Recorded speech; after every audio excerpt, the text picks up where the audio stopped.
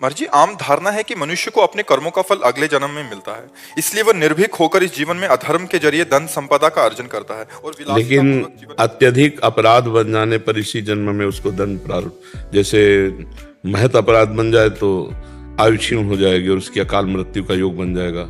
साधु अवज्ञा तुरत भवानी, कर कल्याण अखिल के हानि।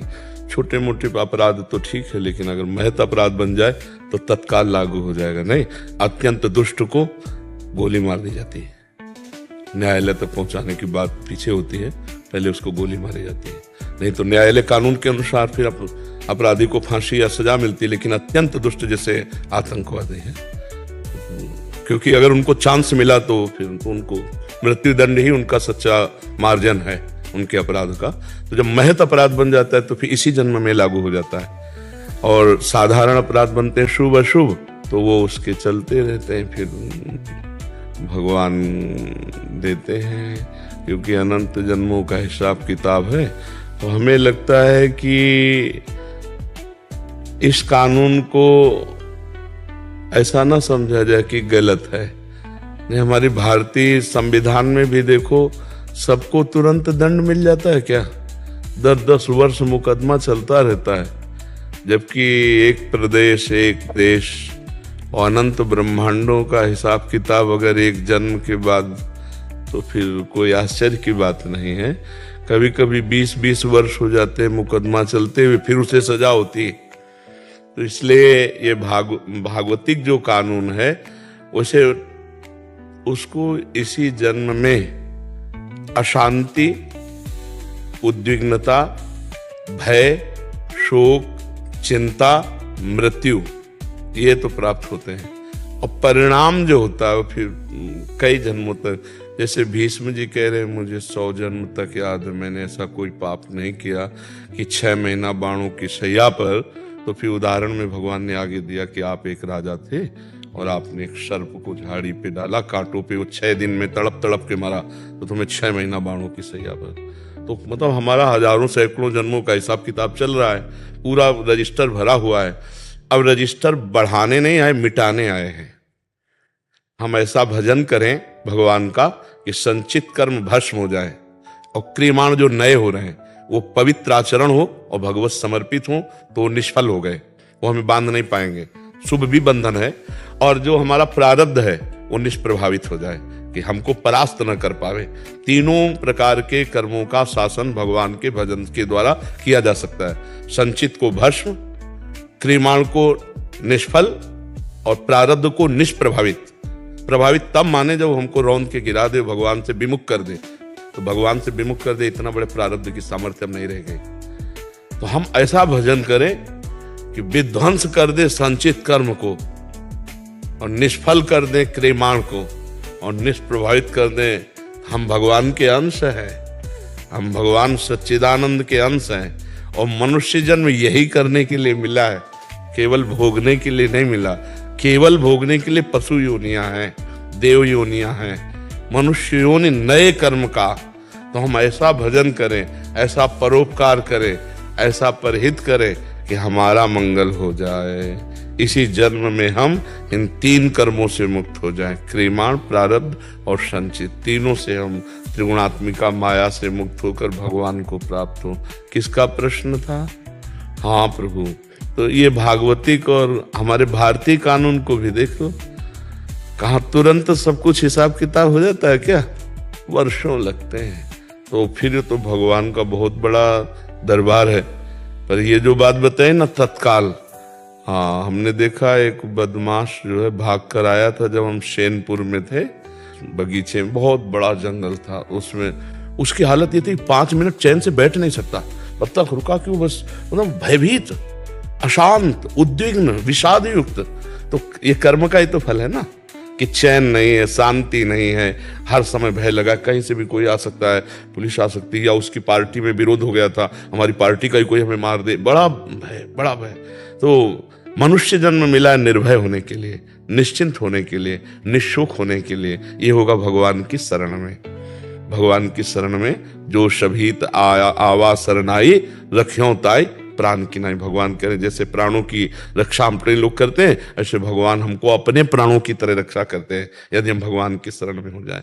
तो निर्भय होकर कोई पाप तो नहीं कर सकता ज्यादा दिन, भयभीत, शोक मगन, चिंता और ये सब। और जब पाप बढ़ गया तो किसी के मारने की जरूरत नहीं, वो अपनी भी मौत मर जाता है, बहुत दुर्गति होती है। अवश्य में वो भोक्तव्यम कृतम कर्म शुभा अशुभम, शुभ अशुभ। ऐसा नहीं है कि कोई गलत करने वाला सजा बना रहे कि क्या श्रृंगार है घर और परिवार सब सुसज्जित, ऐसा नहीं। मिटिया मेट होते हुए देखा है और आप लोग भी देखते हो, थोड़े दिन चलता है, थोड़े दिन पुण्य जब तक रहेंगे ना तब तक चलेगा, इसके बाद मिटिया मिट हो जाएगा। मंदोदरी रावण की छाती कूट के ऐसी कहती कि प्रीतम जब तुम चलते थे तो धरती कांपती थी और राम विमुख असहाल तुम्हारा, रहा न कोकुल रोव निहारा। प्रत्यक्ष दिखा देते हैं भगवान, पाप कर्म करने वाला अंत तो गत्वा विनाश को ही प्राप्त होता है।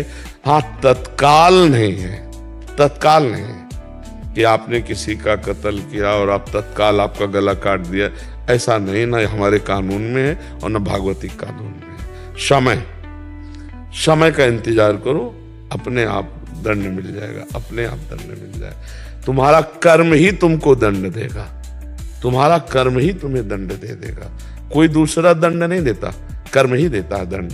किसी की खोपड़ी में, तुम्हारी खोपड़ी में बैठ जाएगा, तुम्हारी खोपड़ी में बैठ के तुम्हारे हाथ से तुमको जहर खवा देगा, तुम्हारे हाथ से तुमको पंखे में लटका देगा, तुम्हारे हाथ से गोली शूट करवा देगा। कर्म बलवान है, इसलिए ऐसा ना मानना चाहिए कि बाद में देखा जाएगा, देखने लायक नहीं रहोगे, ऐसा दंड आता है देखने लायक नहीं रहोगे। सच्ची कहते हैं पाप से डरो, वो जब फलीभूत होता है ना तो अच्छे अच्छों के, भगवत प्राप्त संतों के शरीर में भी प्रारब्ध अपना प्रभाव दिखाना चाहता है। रामकृष्ण परमहंस जी के गले में कैंसर, बड़े बड़े महापुरुषों के कर्म अवश्य भोगना पड़ता है। इसीलिए कोई ऐसा ना समझो कि हमने जो कर्म किया उसका फल नहीं मिलेगा। अगर कहीं डिलीट कर सकते हो तो एकमात्र भगवान का भजन है, दूसरा कोई उपाय नहीं। भजन से ऐसा होता, अगर ऐसा ना होता तो कोई जीवन मुक्त होता ही नहीं, कोई भगवान को प्राप्ति नहीं कर पाता, सब कर्म भोग में फंसे रहते। भगवान के नाम में इतनी सामर्थ्य है, मिटा देंगे आपके संचित कर्म को, मिटा देंगे, पक्का मिटा देंगे। बहुत बड़ा गोदाम जमा है संचित कर्म का, इसलिए नाम, भगवान का नाम जितना जप लो। इस बात को मत देखो कि वो पापी बहुत सुखी है, वो बहुत गाड़ियां, बहुत रुपया पैसा सब मिट्टी में मिल जाएगा। अब आप अविनाशी हैं नहीं कि आप देख सको, शरीर विनाशी है, दृष्टि प्राकृतिक है, नहीं बिल्कुल मिटिया में दिखाई देता है। एक दो नहीं, कई उदाहरण हमने देखे, कई उदाहरण देखे। इसी जन्म में जहां ताज बांध करके चलते थे, दुखिया को न सताइए दुखिया देगा रोए, और जब दुखिया के मुखिया सुने तब तेरी गति क्या, मिट्टी में मिल गए। इसलिए बहुत कर्म किसी को बख्शता नहीं है, इसलिए मत सोचो कि हमारा पाप कर्म कोई जान नहीं पाया, जान नहीं पाया, लेकिन सरकारी बैंक में जमा ब्याज सहित मिलेगा तुम्हें। अगर मिटा सकते हो तो भजन के द्वारा मिटा दो, नहीं तो भोगना पड़ेगा। अभी मिटा दो, निकल पड़ा तो भजन करते हुए भी भोगना पड़ेगा। ये भी बात है, पूर्व का जैसे बाण छूट गया वो तो लगेगा कि जो तूड़ीर में उसे भस्म कर सकते हो, तो जो संचित कर्म है वो तो भस्म हो जाएंगे, लेकिन जो प्रारब्ध बन के आ गया, अगर भजन में चित्त लगाए तो प्रभाव कम रहेगा, पर शरीर में रहेगा उसका प्रभाव। आप समझ पाए प्रभु? रमेश जी नोएडा से। गुरुदेव आपके चरणों में कोटि कोटि प्रणाम। महाराज जी, महापुरुषों और महाराज जी आपसे भी सुना है कि प्रकट शरीर का ज्यादा महत्व तब तक है जब तक भगवत प्राप्ति नहीं होती, परंतु शिष्य और भक्तों के लिए गुरु जी के प्रकट शरीर का बहुत महत्व है। उनकी चाहत है कि गुरु जी के प्रकट शरीर में दर्शन, सत्संग, एकांतिक वार्तालाप दीर्घ आयु तक बना रहे। ये जानते हुए भी मृत्यु लोक में स्थूल प्रकट शरीर की आयु श्वास सीमित है। प्रियता, प्रियता और जो सानिध्य में लाभ मिलेगा वो अमोघ होगा। अब जैसे हमारी बाणी आप टेप कर लो और उसको सुनो तो पकड़ पाओ तो पकड़ पाओ, लेकिन जैसे आप सामने आए हो, अब हमारी दृष्टि पड़ रही, इसका एक अलग प्रभाव होगा, इसका प्रभाव होगा। जैसे आप इतने में बैठे हो ना, एक अजीब वातावरण आप खुद देखेंगे। भजन का एक प्रभाव होता है, जैसे व्यभिचारी पापी आदमी जहां बैठता है उस जगह अपवित्र हो जाती है, उससे संभाषण करने मात्र से अपवित्रता आ जाती है। ऐसे भगवत प्रेमी, भगवत भजनानंदी, उनके दर्शन से, उनके संभाषण से, उनके सानिध्य से हमको पावर मिलता है। केवल प्रवचन ही नहीं, हमको पावर मिलता है जिससे हम अध्यात्म को धारण करने की क्षमता रखते हैं।